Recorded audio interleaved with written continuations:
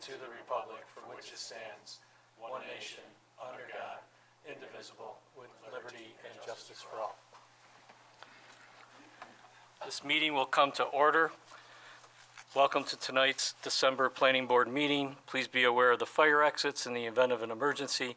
Please move in a calm and orderly fashion down the stairs, and please do not use the elevator. The meeting notes are taken by the secretary for the purpose of a record and minutes, so please identify yourselves each time you come to the podium, and please speak into the microphone. The meeting minutes are not intended to be a verbatim record, but only indicate the sum and substance of the proceedings. The meeting workshop is being recorded by our ICAT department and broadcast on Spectrum Channel 1303. The board will follow the items in the order they appear on the agenda, with copies of the agenda next to the door. After the case has been called, the applicant and/or agent shall come to the podium to present their case. During this time, the planning board members will have the opportunity to question and comment on the case. For public hearing cases, the chairman will open the case for public input, in which anyone wishing to speak regarding the case will come to the podium. State your name, your address, and direct all your comments to the board. Once all public input has been received, the applicant and/or agent will be given the opportunity to respond to public input. Once all public input has been completed, the chairman will close the public input, and the board will then move into a decision. No further input is allowed after that point. Please call the first case on the agenda. Thank you, Mr. Chairman. The first item is case number PB 2023-06-2, request by D.H. Lewis Engineering, PLLC, acting as agent for 1944 Titus Avenue, LLC, for subdivision approval and steep slope environmental protection overlay district permit to subdivide a 3.763 acre parcel into 3 lots on premises 1944 Titus Avenue in an R1 residential district. Just make sure the red light's on there, Don. It is now. Hi, Don Lewis, D.H. Lewis Engineering, here representing the Ron Bohr and his brother, the applicants for the property. I think the last item that we had that the board was looking for was approval from the DOT for the site distances and the driveway locations for lots. I think it's 1 and 2, or 2 and 3. I can't remember which numbers they are. And correspondence was passed back and forth. Michelle got a copy of that. The last correspondence with John Raymond was I've satisfied all of his comments. He's looking for permit applications for driveway cuts. So I guess I open up the board with any further questions. I think we had talked about the conservation easement. Well, like actually, could you address, just for everybody, and including the public, your comments regarding the distances on Titus Avenue? I know it was addressed in the memo, but are we within acceptable? Yes. So if you could give a little bit more detail. Yeah, what on ended up that. happening was the neighbor to the east had a bunch of vegetation. Well, it was on the common lot line there. There was a bunch of vegetation. It was on our property line.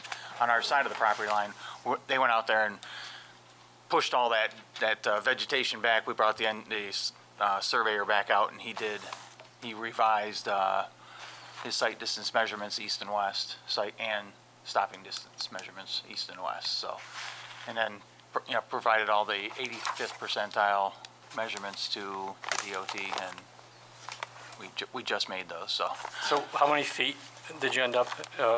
we were around the 500 mark, and it was in that neighborhood. Okay. And then if you want to talk about the conservation easement? The conservation easement, which was requested by the board, and protection of what the sensitive area for the conservation district, or for the conservation board, was everything that's pretty much north of any development on Lot 1, which is the lot that comes off of Halvern Cove, to conserve all that whole section that goes toward the creek area and toward the wetland area. Okay. Any questions from the board? Yeah, I just want to make sure that we're all clear and that the staff is clear on the movement of the fill, the soil, the building soil for Lot 1 and how that's going to be happening. The developer, that's the one lot he'll bring in. The first 2 lots, he's probably going to, whether he sells off to a builder, those are the easy ones. The one in the back, he's going to make it more appealing to someone to develop, because it is a more difficult site. So he's going to do his own clearing, which were projected by the limits of the walk that we did. Right. And the inventory we did, and the limits of development that we show on the plans. From there, he would strip off all the organic materials and bring in suitable fills in the roadway. The building area, he has to have his footings on virgin ground, so he needs to make sure that there's no organic materials within the That building part I footprint get. itself. I That's truly understand all of that. What I'm asking is, how's it getting there? It'll have to be trucked. It'll have to be trucked in and placed. Okay. And And compacted. because that'll become a disruption for the neighborhood. So can we make sure that we're working? During During- normal business hours. Sure. Yeah. Yes. Okay. Absolutely. That's my only request that those neighbors get notified. Sure. And hopefully it's a quick and easy process for It should be. everybody. It I mean, really it's should in be. your interest to have it done fast and, Yeah. For him too. Yeah, for him too. all right. That was my only concern, Mr. Chair. Okay, and my only question for staff is, we did determine previously that this is a type 2 action for seeker? Correct, that was determined back at the June 26, 2023 meeting. And any of the new updates or changes don't change that at this point, correct? Correct. Okay. So we don't have to do seeker, and I guess it is still a public hearing, so if there's no other questions for the applicant, you can stay there. I'll just open up the public hearing. Anybody who would like to speak to this case, please come to the podium, state your name and address.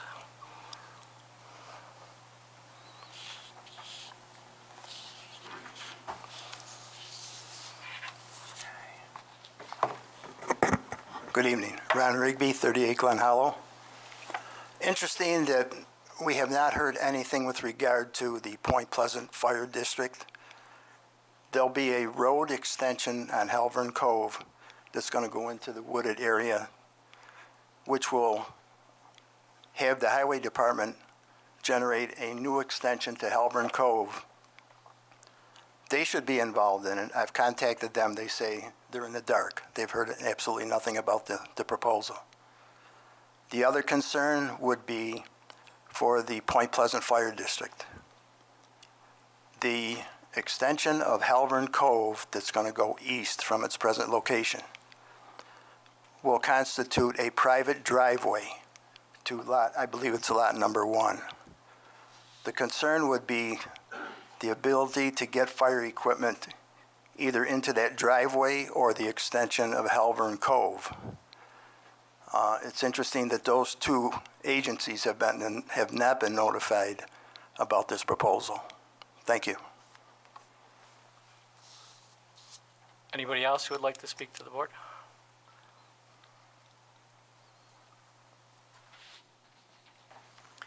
My name is Richard Decker. I live at 39 Glen Hollow, Irondequoit. I have 3 items I would like to talk about, although it seems these are all now moot points since the discussions about where this has gone, but I still would like to make these comments. I was made more aware of this whole situation when I saw a letter from the Irondequoit Conservation Board dated June 12th, which expressed many concerns about this project along the way, specifically related to concerns about the impact about the construction of Lot 1 as related to woodlot protection districts, wetland protection districts, and a watercourse protection district.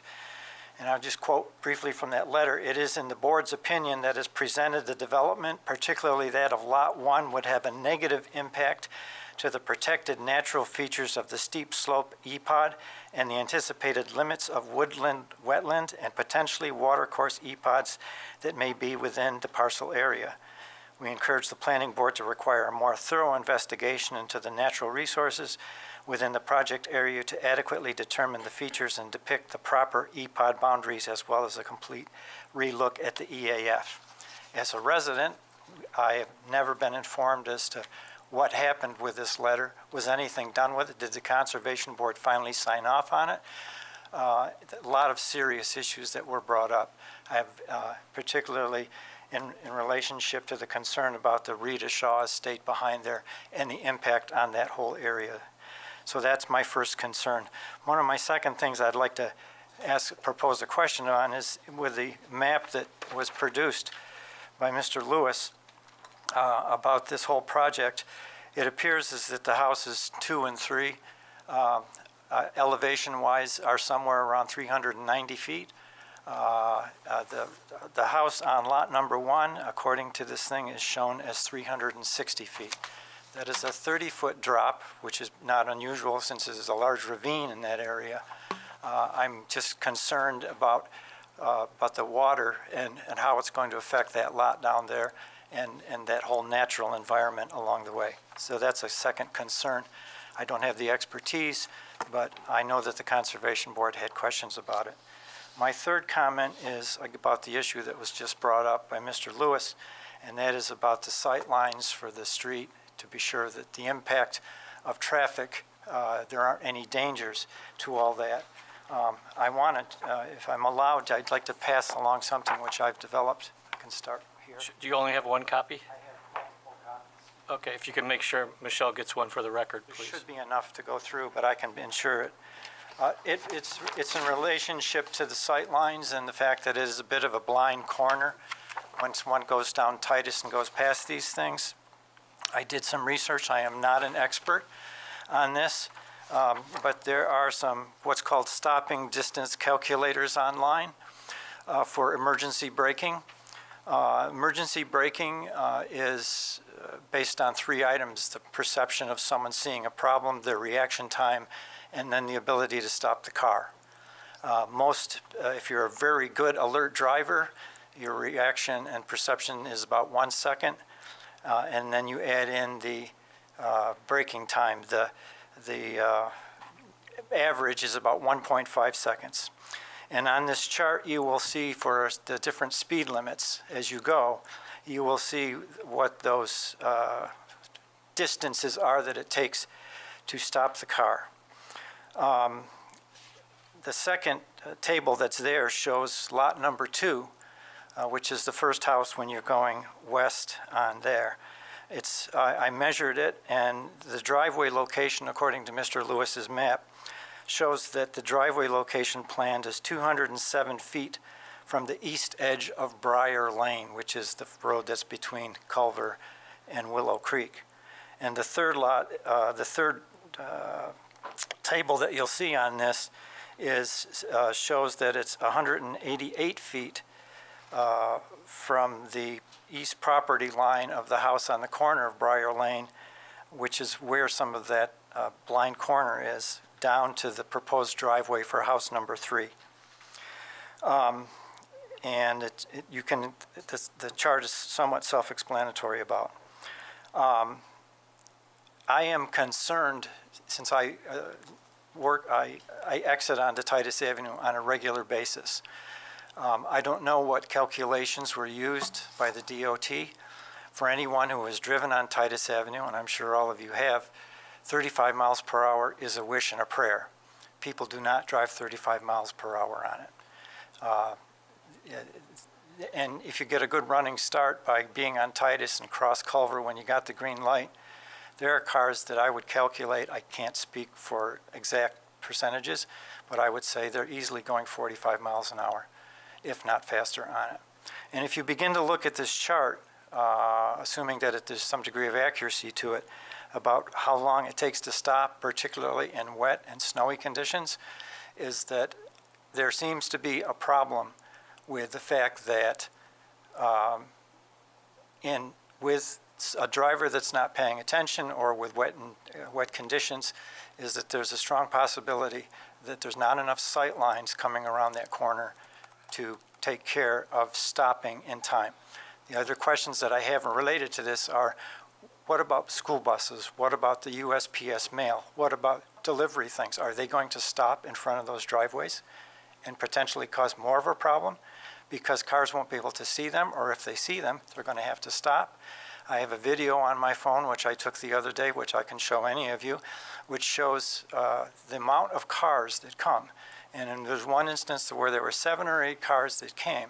If a line of cars like that hit a delivery truck, it would back it up considerably along the way and create a real hazard about the driving on it. The other question I have is the owner of lot number 2, which Mr. Lewis indicated, where the trees were cut to allow to more of a see-through, is the owner of that property going to have any inability, is he going to be denied the ability to put up a privacy fence on the edge of his property next to the house on Briar?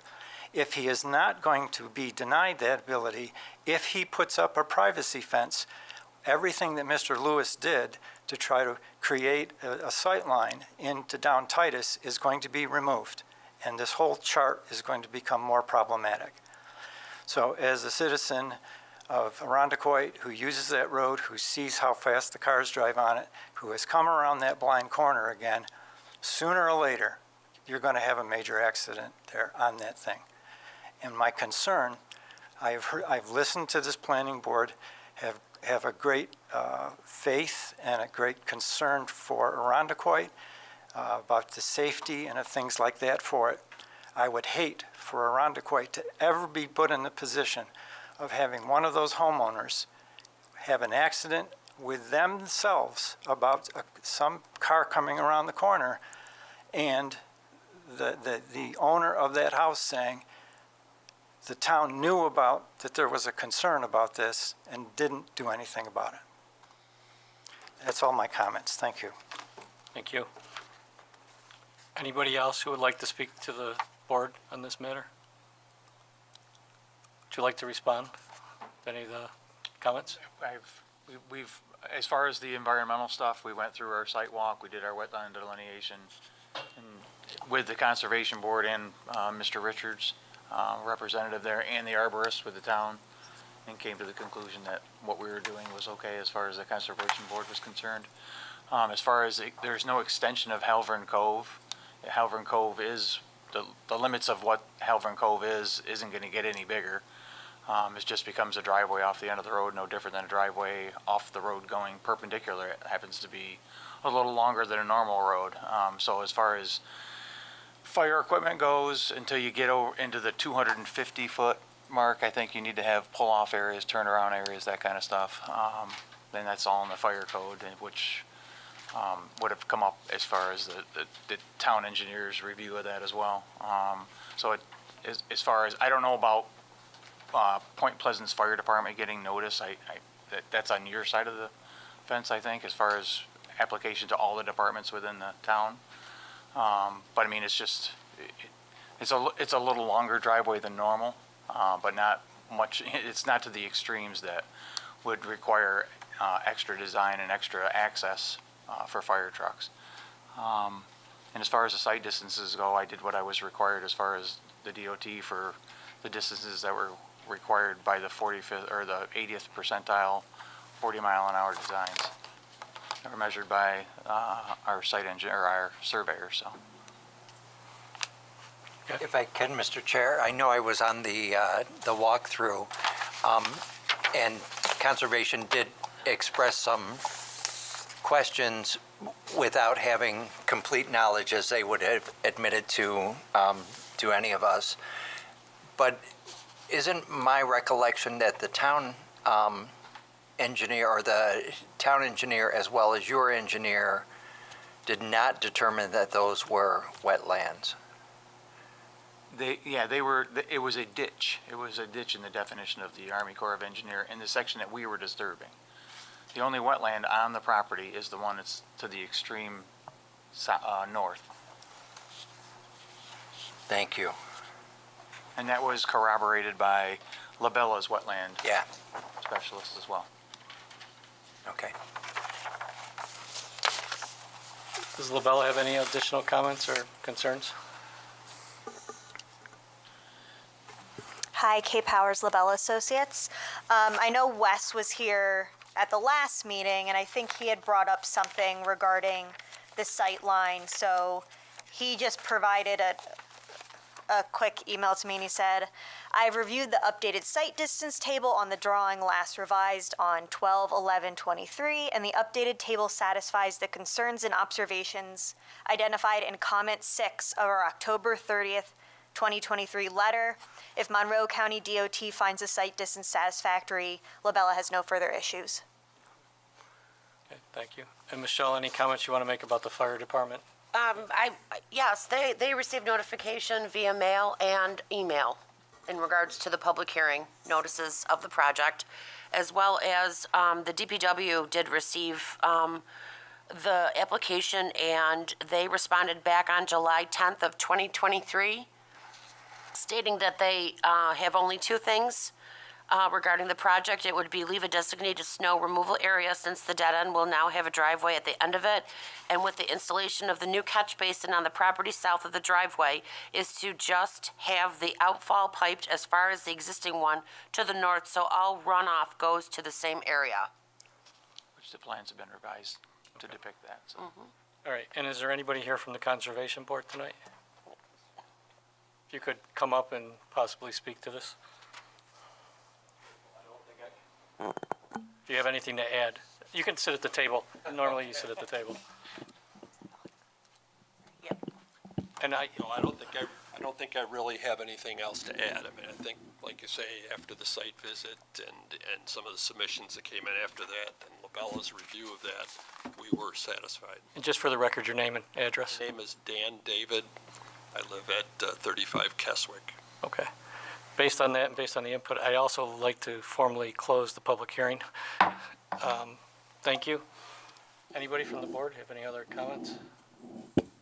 Concerns? Looking for a motion?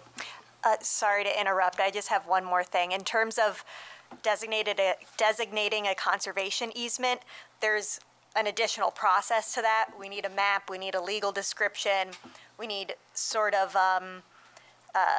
further information of like what's prohibited, what's allowed within that easement. And so obviously that I would suggest that that be Condition? a condition.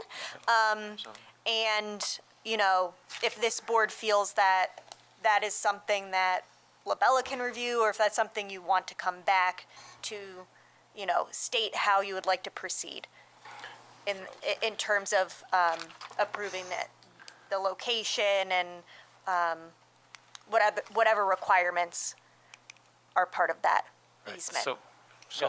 So before we move to a motion, do we want that conservation easement to be reviewed by staff to their satisfaction?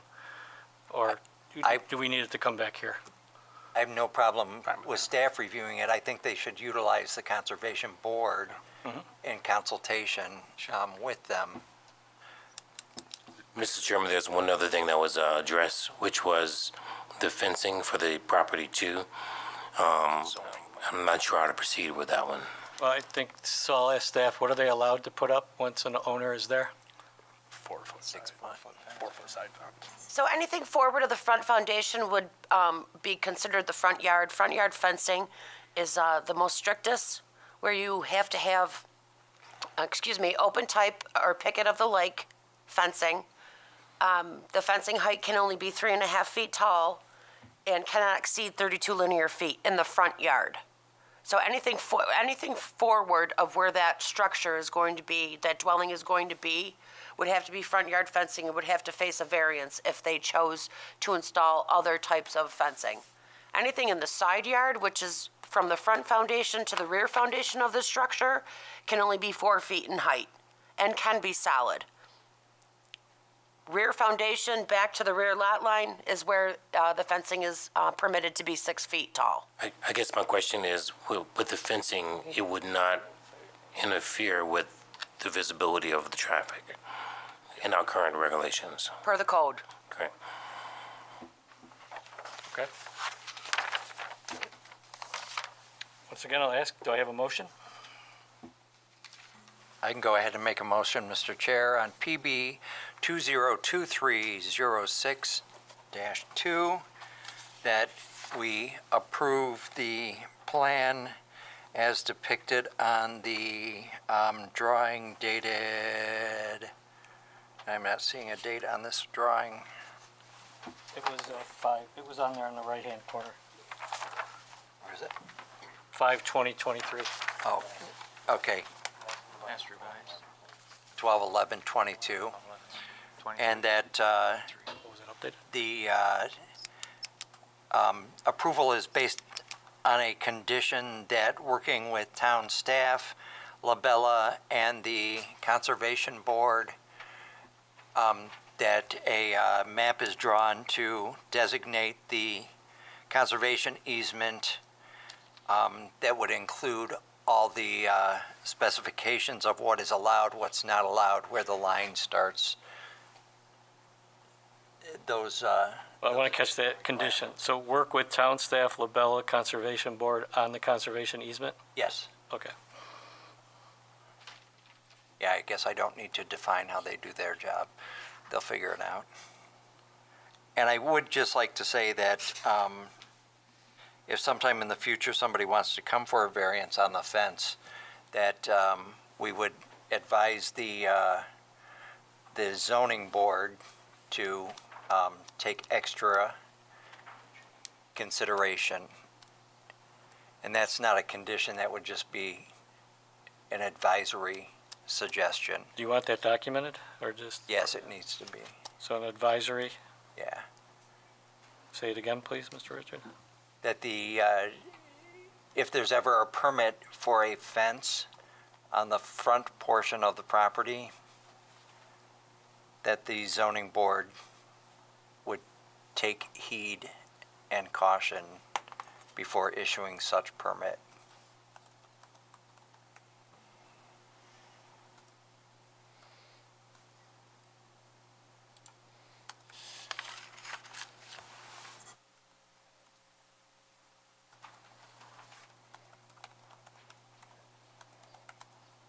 Do I have a second?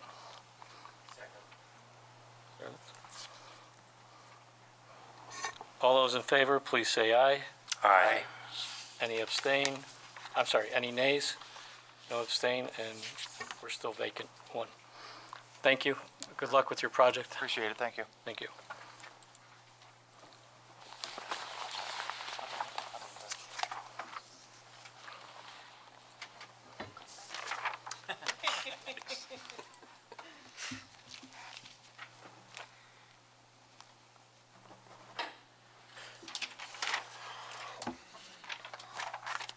Okay.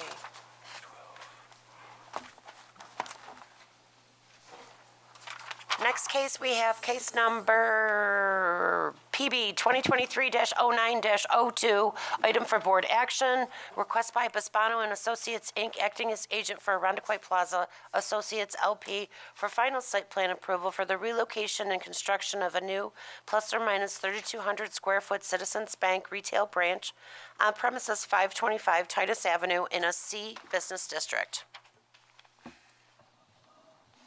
Hello, we're back. So just for the record, my name is Matt Silva. I'm with Bisbano and Associates. I'm the architect of record for the proposed relocation. This here is Maddie LeBlanc. She is the project manager for Citizens Bank, and we're also joined here by Alex Brocuto, who is from Flom Management. So just to touch base quickly on some of the adjustments that we've made for this review. We were last here in September, excuse me. And we received some takeaways from the workshop and the public hearings. And we did end up resubmitting in October with some of the changes as requested by the board. But we also made some other adjustments that we felt would better serve the customers that would be utilizing the new Citizens branch. In October, we did pull our application to provide some additional information that was requested during the preliminary review process, which came in the way of some utility plans, which you should all now have in front of you in the form of 11 by 17s, in addition to the rest of the package. Before I get into this, though, I did want to point out that we did get the comments that was received from the workshop from last week. So included in the package deliverables, there is the signage package, but it's really just provided for awareness. We're not submitting on signage for this project. That is going under another application by Citizens vendor AGI. And anything that comes through those reviews, whether it be requirements for the square footage, number of signage, et cetera, those will ultimately make their way into our construction documents as well to reflect the comments that you guys make during those review sessions. So with that said, I'll be focusing on the key changes from our last review in September and what was ultimately submitted in October to you all to see how we can move forward and seek approval from the board. So what I'd like to start on C003, which is the site travel plan. So back in September, we did have a very lengthy conversation regarding the site circulation for the vehicles. So we did want to be cognizant of that. And I know some of the board felt that the two-way circulation would be better served with something that was one-way, moving counterclockwise around the site. We did like the idea, but after looking at it, we instead reversed it so that the entire site now moves clockwise. So we did this for a couple of reasons. We did this to avoid a backup of vehicles as they were exiting the branch at the northwest corner of the site. Since this area is one of the major arteries of the plaza, we didn't want to provide any unnecessary blockages of vehicles. So by reversing that traffic flow, we're also able to exit the site towards the southeast corner and provides a little bit of breathing room for either a left or a right-hand turn as you're entering into the main thoroughfare. And as I'll point out later, it also separates the vehicular distances from the pedestrian travel paths. So we did note that some of the other concerns that we received during our last review in September, that was related towards directional signage. So again, in that signage package, we did request that Citizens Vendor AGI provide a lot more directional signage that was there previously. You'll also notice that some adjustments that we made on the architectural end were some stenciled directionals that have been added to the site plan, and this is really going to help to further tell the story and bolster the argument of where that directional and vehicular travel path is meant to travel. Right, so if you can turn to the enlarged site demolition plan, C0101. I know we touched base on this before, but for those of you that may not be aware, we did get some comments last time, I believe, from HIP. So I just wanted to clarify that we are not making any changes or adjustments on our end to the existing bank building. The only item that will be demolished is just the drive-up annex with its 3 lanes, and that will take the place of the new bank branch. All right, so looking at C0201, this is the enlarged site construction plan. So I just talked about the vehicular travel path, but some of the other comments that we received back in September were also relative to the pedestrian path. So what you can see now is that we have a main thoroughfare for pedestrian travel. So this is leading from the east to the west portion of the site. So anyone that's utilizing Wegmans or walking down from the western portion of the site now has that crosswalk to be able to traverse across the vehicular access straight through the branch. And now along the eastern portion of the site, we do have that municipal connection as well. So one of the other items that we discussed was regarding the bike rack location, which we've adjusted. So now we have that really nice landing pad, so it's adjacent to the street. Anybody that's utilizing their bicycles along Hudson Ave now has that ability to just pull in and park their bicycles so they can go and utilize the services at the bank.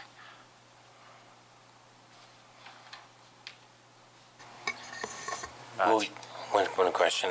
Sorry, yeah. Will you be putting a stop sign on the crosswalk or requesting for the transverse across? What kind of traffic control measures do you have for people crossing that area? We can. I believe in the signage package there is a caution pedestrian sign, but if stop indicator is necessary, we can certainly add that in as well. That's not an issue. Okay. And what is that pedestrian crosswalk made of? For ADA compliance, we'll usually maintain that as concrete with an asphalt transition on the edges, and then the stripes would obviously just be painted. So it will be a change in material from the driving surface? Yes. Got it. Thank you.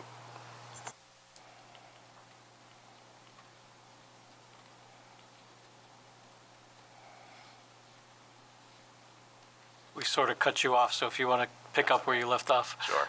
I'm looking at C0203 right now, which is the site materiality plan.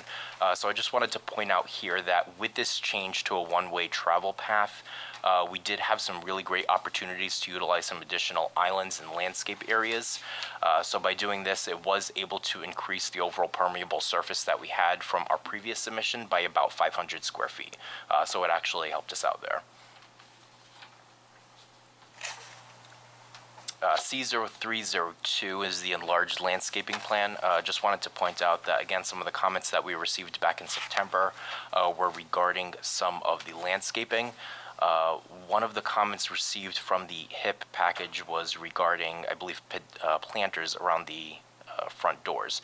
So as a compromise and to keep that pedestrian area clear, again, we were able to enlarge the landscape beds because of the new site plan layout, and we decided to include a larger variety of seasonal flora in those increased bed square footages just for year-round color and interest.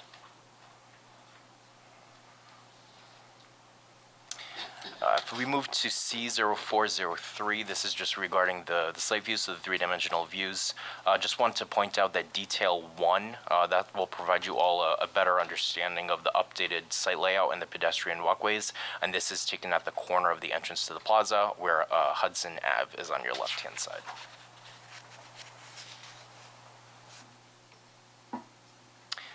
If we move to A0402, one of the last comments we received again during the September review is regarding the site lighting photometrics. So we have partnered with Citizens lighting vendor Apex Lighting Solutions to provide these for us. So that'll give you the intended foot candles that we'll utilize for the security packs, the wall fixtures, the illumination on the canopies around the site in order for us to maintain that 2-foot candle travel distance that we're trying to achieve at the walkways. We did just include the lighting cut sheets for you all as well. I believe that was one of the comments. The exterior elevations, they haven't changed. We did update them relative to the signage just to coordinate with the package that you guys, I believe, have already received from AGI. So again, once those comments are received, we'll update them our end once we hear that back from the signage vendor. Beyond that, you guys also have the utility plans, which were provided by FLOM based on October's request at the initial submission. So I think that pretty much takes care of all the major changes that we've had since we were here in September, but if there's any general or specific questions, I'm happy to field those. Anybody on the board? Just jump right in. Can we go, can we hop back to C02.03 for just a second?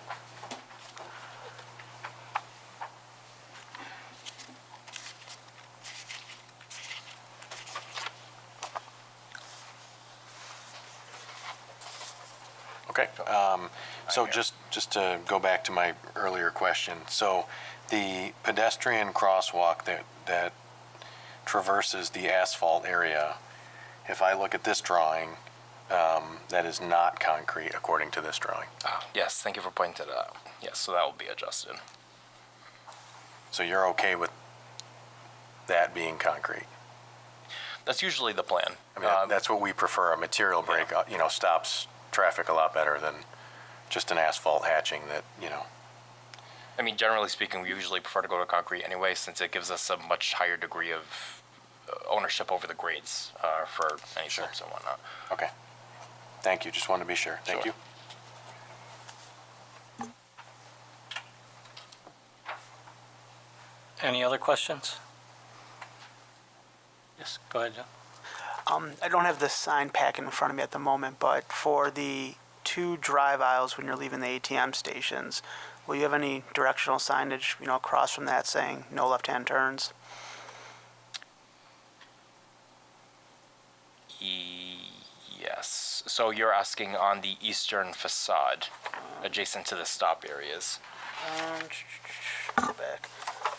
So it'd be the green space, east side, pretty much when you're exiting the ATM stations where you're making the double rights. Turn to go south. Are you on C02, John? Mm-hmm. Okay.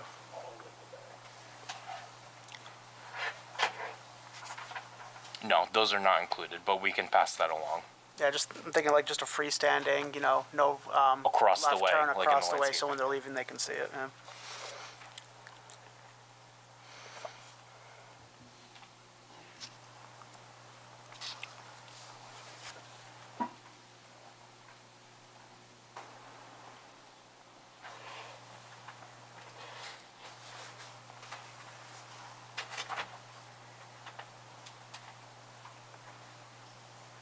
Any other questions?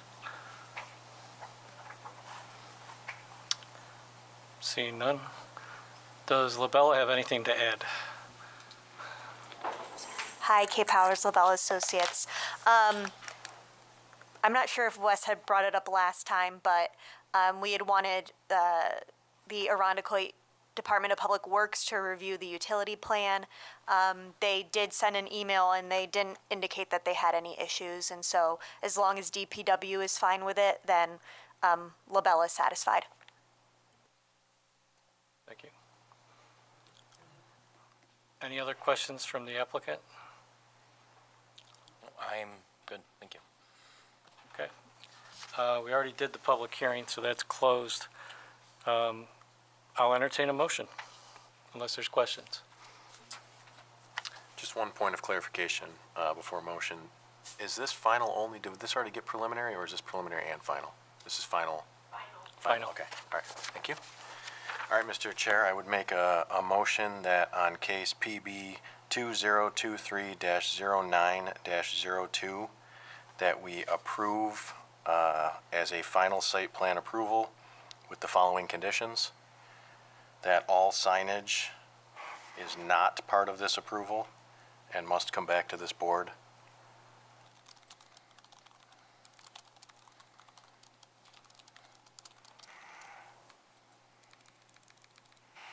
And 2, that the pedestrian crossings through asphalt areas to be surfaced with concrete, not asphalt. Pedestrian crossings. Through asphalt areas to be concrete, not asphalt.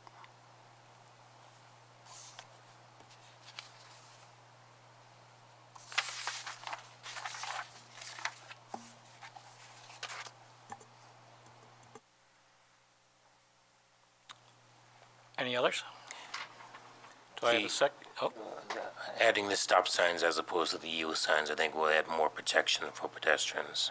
yeah, I don't know what to do with that, considering your first motion was none of the signage is included. Okay. And Yeah, I mean, I think all signage, including directional signage, has to come back because there's a lot of it on this site. And without having a plan to indicate where I and yield. what. Okay. Does that mean you still have a second there, Mr. Evans? Second. Okay.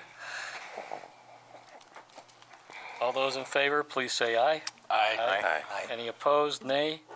No abstains, no absent, and we're vacant one position. So this carries. Best of luck with this project. Look forward. Oh, I forgot to ask, what is your schedule?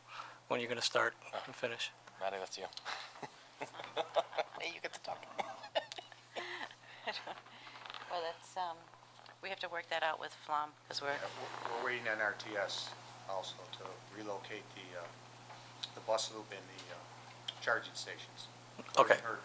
You already got your approval, so I mean, is it a 2024 or 2025, you think? 2024, absolutely. 2024. Okay. Thank you. Thank you. Best of luck with this project. Thank you.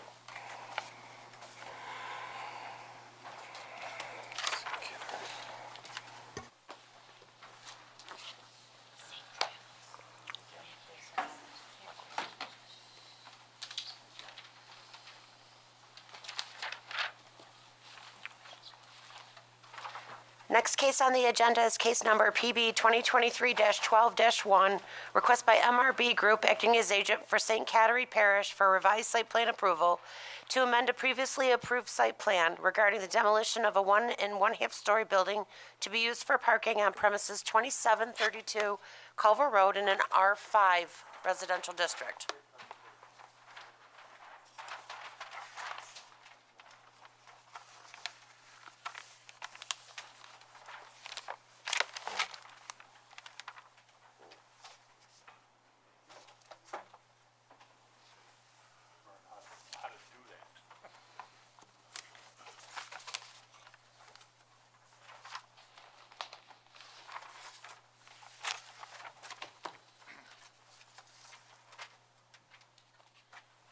Good evening, everyone. Good evening. My name is Paul Schreiner from MRB Group, here on behalf of St. Cecilia's or St. Catherine Parish. With me tonight is Father Lance Gagno, the pastor of St. Catherine. So, We're here tonight for site plan approval for the construction of a parking facility on the St. Cecilia Church property. Project's located at 2732 Culver Road in a residential R5 district, consists of 2.35 acres. Recent approvals and work that's been completed on the site is as you probably all are well aware, the Episcopal Senior Apartments are currently under construction. That project was approved earlier this year. Recent work that's going on, particularly in the area of the parking lot, or the proposed parking lot, was the recent abatement and demolition of the A-frame residence building on the site. The proposal for the parking lot is to construct an approximate 20 plus minus spaces on the St. Cecilia's site in the area of the A-frame. The project will create a connection of the church parking lot to the Episcopal site with a travel lane and removal of one curb cut to Culver Road that is south of the former A-frame building. Improvements will be an approved parking lot, an asphalt parking lot with connection to the existing pavements, removal of existing asphalt and curb cut, creation of a 2 to 3 foot high earth berm along Culver Road with landscape trees along Culver Road, and the balance of any disturbed areas on the church property will be completed with grass lawnscape.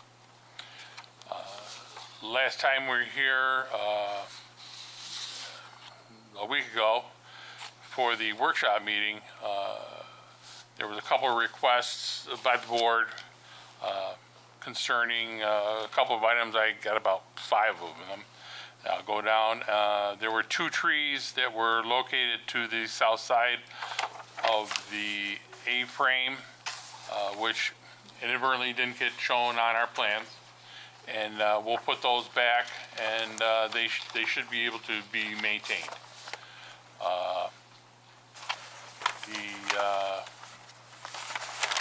It was expressed that there was a possible shift to the parking at the south end to better align the line of parking. That was removed, or that was better alignment with the Episcopal parking alignment. And if we move the parking further to the north, we would lose maybe two to three spaces. An additional item was the location of light poles in the existing parking lot of the church. I'm gonna point to the map if that's. You need a microphone. Does microphone work up here? Yeah, but it doesn't carry over there. This one works over here, to the left of you. They'll give you one. Oh, My handheld. oh, Mr. Mike. Okay. I will use this. The lighting that we talked about last time, there are 2, probably they're the Coverhead style lights, area lights on about 20-foot poles. One is located near the church sidewalk off the side entrance here. And there's one Coverhead here, and there's one Coverhead here.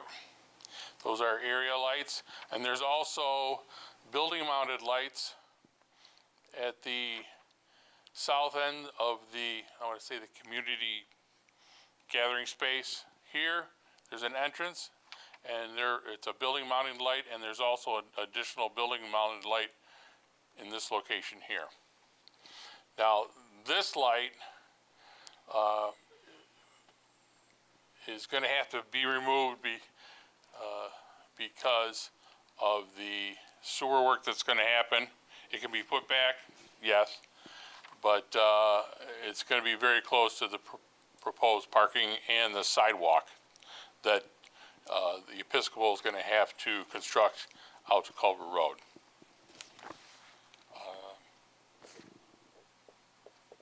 So we will show those light poles on the plan. We just, obviously, in the week's time, we didn't have the time to get everybody copies, but that's, I just wanted to point out where those were located. The entrance that's going to be removed is right about here in the site. We intended to maintain whatever pavement we could here, and all this pavement along Culver Road will be removed. And I think that covers just about everything. There was one issue with the AAF, and we submitted that to Michelle as far as the project. There was also discussion about parking and, you know, what was overall parking count when Episcopal came in with the apartment project. With that project, 81 spaces were going to be provided for the apartments, which here are depicted in the pink. And 64 spaces were going to remain for the church.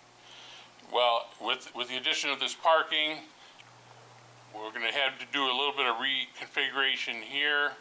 We'll lose some spaces here, but we're going to gain spaces. And I calculated that we're going to lose 16 for pavement reconfiguration, but we're going to gain 38 spaces with restriping and construction, for a net gain of 22 additional spaces on the site. And that pretty much does it with my list. And I will answer any questions I can. If not, Father Gagno will be right next to me, and we'll answer any questions you have. So My could you question, clarify? Mr. Chair, is, do we have any drawings that show the changes you just described? No. Pardon me? If I'm approving this, what am I approving it on? Well, there's no, I don't think there's any changes. They're just additions to show those items that weren't on the plan originally. But I don't have anything to look at except that one drawing. We need something to approve, and we don't have an updated site plan. You didn't That's have what you're time, here I for, think you right? mentioned you didn't have time to do it within a week. What items would you? Well, you said the parking spaces you're gonna change, right? You're gonna, Oh, no, they're showed as changed right there. okay, so Because that's the same overall plan that you have in your packages. we don't have the changes, is what we're trying to state. Those changes need to be submitted not only for us, but so the public has a chance to review them. This is a public event. It's not. Yeah, I understand that, but I guess I'm confused on what the question is. We show a demolition plan, which shows what's there. Show the proposed site plan, and this is reflective of this proposed site plan. The only thing that's not, that we haven't, you know, we've changed the parking configuration around, as far as the alignment of parking spaces. Okay, then I'm going to ask a question to staff, and to Kate in particular. I was the one who brought up this whole moving the south portion of the parking based on concerns you had during Episcopal's approval process. And I was wondering, have you had a chance to take a look at this to see if it was in the areas that should be avoided? So I did take a look at what was submitted. I'm not sure, I wasn't aware of the trees weren't depicted, the lighting wasn't depicted. I wasn't aware of those things. I was aware because I talked to Wes about the last meeting about reconfiguring the parking. And so at this point, I'm comparing what was already approved, right, for St. Cecilia's to what's currently there. So you're asking me if I find their current drawings, not any updates based on your last meeting, if this is satisfactory. That's a good place to start. Oh, Yeah. okay. But I know where you're going. So let me just put it out there. Where we're going is, I think we're fine. He's addressed all the things we've asked to be addressed. But we don't have that drawing as part of our package to know that it's something we could approve. So do you have extra copies of that with the changes? I know, we never shifted the parking He's not done any. up, Okay. up from the south to the north. I think it was about 10 feet to get a line of parking. What we have done is we have left the parking that's there with the pavement line that's there now. And that unfortunately, it doesn't align with that line of parking along Episcopal. But you're not going to make that change. I didn't know that it was requested for us to do that. I have nothing, it was suggested, I think, Mr. Richards, you suggested that maybe the town engineer would want that aligned. I did not make the change. Wasn't the alignment necessarily, it was keeping out of the water, Yeah. is Right, it was what my concern is. encroachment into that protected area. Right, into that. It's not encroaching any further to the south than it is today. I get what's going on today. We've had this discussion last time. Okay. We're here to correct Right, whatever we didn't needs to get approve done. anything on the church's lot before because that wasn't in front of us. The Episcopal's lot was in front of Right. us. Right. Right, so Right. now the church's lot is in front of us. And we have the Episcopal approved at a east-west line, north, more northern than the church's edge of parking. And the point is, now we're here to look at the church's parking, Okay? right?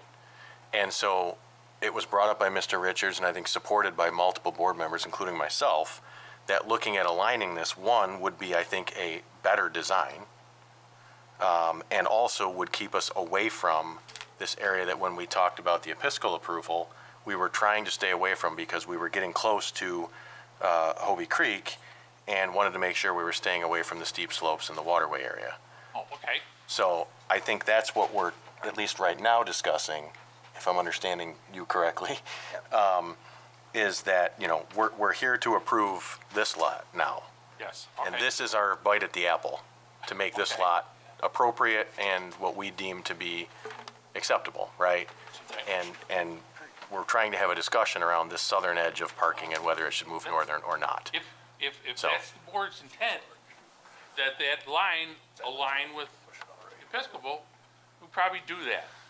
And just saying that we'll lose 2, maybe 3 spots, Mm-hmm. that's all.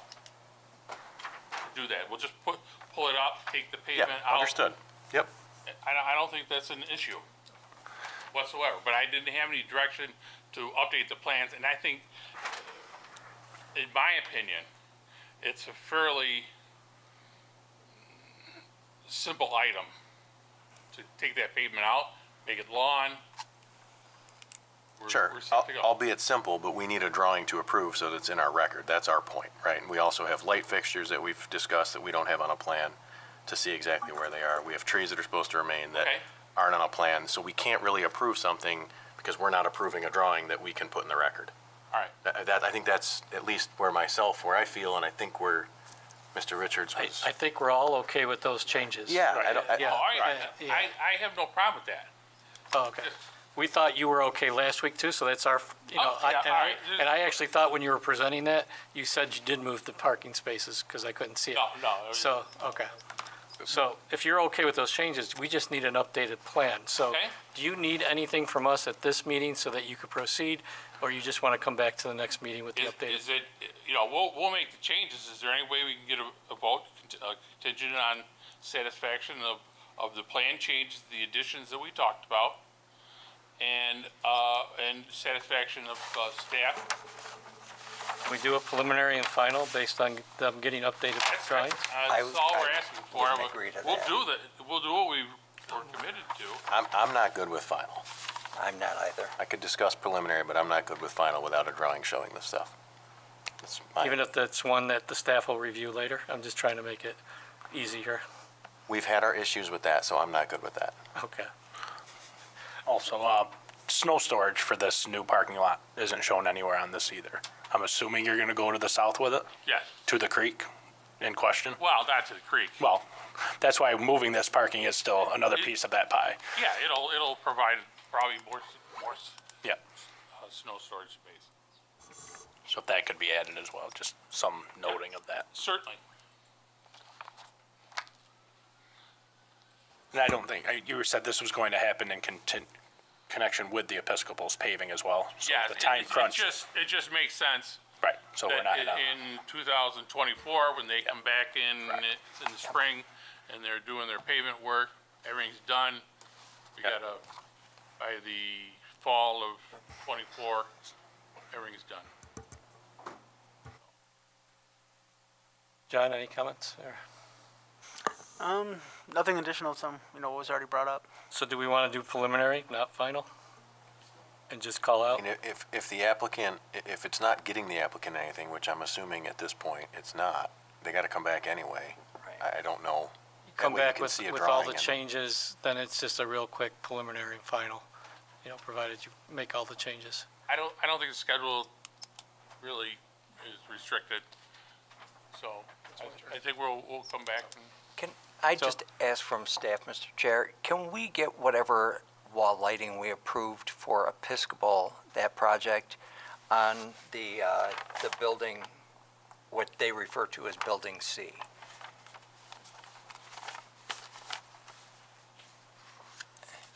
Have you looked at that either? what wall lighting is on?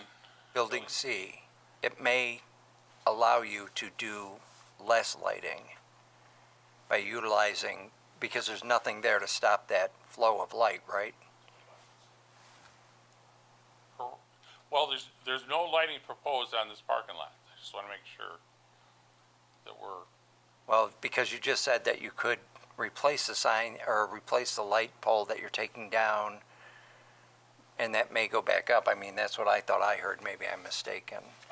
it may have to come down and go back and with the same pole go back up. So that would be included in the site plan and the lighting, even if it's Yeah, existing. we did show that as Yeah. existing pole to be removed. But you may be able to live with what Episcopal is putting on their building is my only point. It might be worth taking a look to see what's already Okay, existing. we'll have a discussion on that. All right.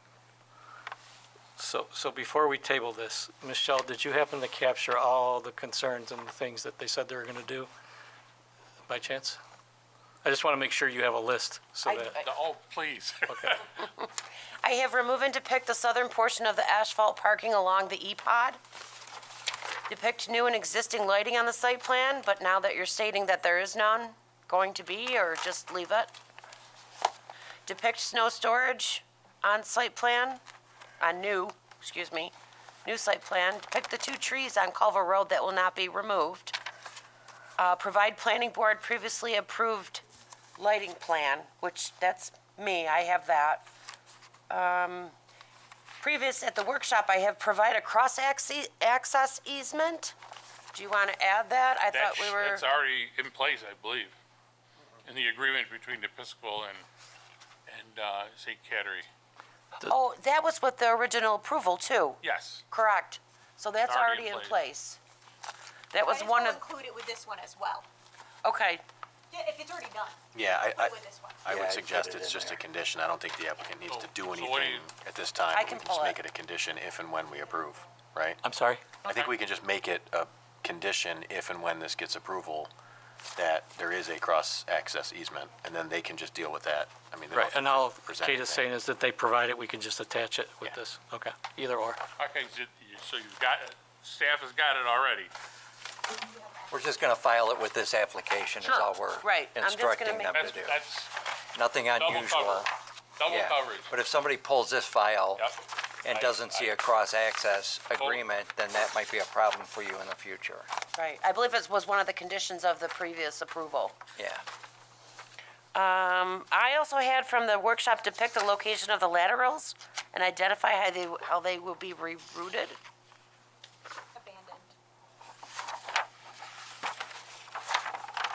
That- Yeah. So, Kate Powers, LaBelle Associates. No, you're good. So I believe, because I wasn't here at the last meeting, but Wes had indicated that the applicant had said that because the building is already demoed, that the existing water and sewer lines have been abandoned, but we would just like a note of how they were abandoned on the plan. That makes sense. So if they're already abandoned, then okay, they are, but we just want to know how you did it. Just put it as a note under demo.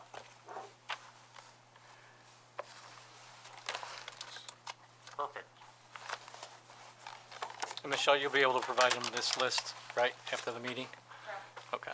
I just want to make sure you have everything, so you can come to the next workshop, show it to us. I It'll be snapped. apologize, I didn't, I was thinking, okay, we'll explain this at the final meeting and we'll talk about it. I didn't, if I didn't do what you thought I was supposed to do, I apologize. It's okay, we may have found something else anyway, so this is good. So, we're good. As long as it's not interrupting your plans and what you have to do with the Episcopal to be in sync, I think No, this I will be think the we'll right be way to okay. do it. Yeah. This will be, so I take it Mr. with, Chair, before we do anything, I do want to remind you that this is a public hearing. We can leave it open. I can leave it open, Yeah. But we should but I have to open it because it is a public hearing. Thank you. So I am going to open the public hearing. Anybody who would like to speak to this case, please come forward. Seeing none, I'm going to keep the public hearing open. Thank you, Mr. Richards.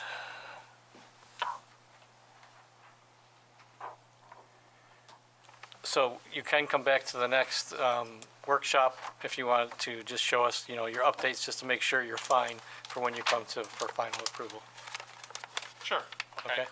You're welcome to. I'll get with Michelle and figure out when the next workshop is, because I don't think the So just for the record, publishing dates are out yet. yeah, I do need a motion here that with your concurrence, we're going to table this. I'm going to make I the, think that would be all right. I think we both understand where we're coming from. okay. I think we're in a good spot. Okay, so in regards to case number PB 2023-12-1, we're going to table this with the list of required follow-ups for our site plan and address this at the next meeting. Do I have a second? Second. All those in favor, please say aye. Aye. Aye. No nays? Was No. that Mr. Burdick, Mr. Chair? Sorry? Mr. Burdick, second? Yes. that? Sorry. No abstains, no absent, and one vacant. We'll look forward to seeing you at the next meeting. Thank you.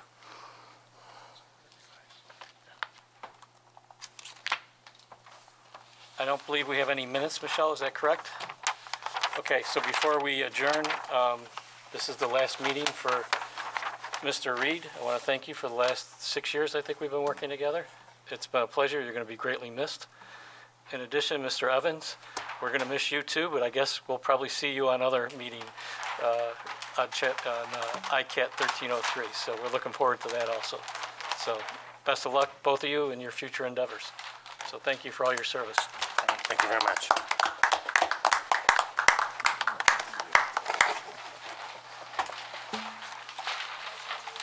Motion. Make a motion to adjourn, if that would be okay. Motion to adjourn. All those, please say aye. Aye. Mr. Reed, if you want to stay, I do have an envelope. Is it empty? It's empty again, Empty as yes. last time. Guy never fills those envelopes, I don't get it. Okay, now we can get a beer. Okay, yeah. So, wait, Did you where hear me? now? I just said